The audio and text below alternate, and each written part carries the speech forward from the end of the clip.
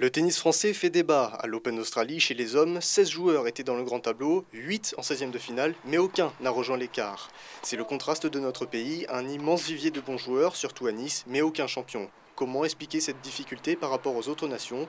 Pour les spécialistes, plusieurs raisons, comme la concurrence. Actuellement, Djokovic, Nadal ou Federer trustent tous les tournois majeurs. Vous savez, il n'y en a pas beaucoup depuis une dizaine d'années qui se sont partagés le gâteau. Donc ça laisse un peu des miettes aux autres. Le niveau moyen du tennis professionnel français est très haut. On peut se demander si c'est vrai, il n'y a pas un problème mental ou peut-être un problème aussi de foncier, d'entraînement. Depuis 7 ans, 4 Français sortent du lot. Gasquet, Tsonga, Simon, Monfils, ils ont tour à tour inquiété, voire battu les ogres du circuit. Mais ils ne parviennent pas à enchaîner les performances afin de s'installer parmi le gratin mondial et ne sont pas en mesure de remporter un titre du Grand Chelem. Pour les entraîneurs, il leur manque la culture de la gagne. Et je pense que les joueurs français, d'une manière générale, sont des très bons techniciens. Mais je pense qu'il manque de travail, de rigueur et d'ambition. En Espagne, ils ont, dans le sport, pas dans le tennis, ce sont des gens qui travaillent, qui sont très rigoureux.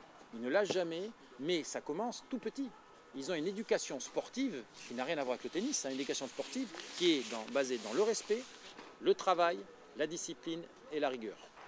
Selon Didier Frantz, les tennisman de l'Hexagone évoluent dans un trop gros confort dont ils ne souhaitent pas sortir. Aujourd'hui, nos meilleurs joueurs approchent de la trentaine, il est donc trop tard pour se forcer à travailler plus dur. Chez les jeunes, peu d'espoir de voir percer un grand champion. Il faudra attendre avant qu'un Français soit parmi les patrons du tennis.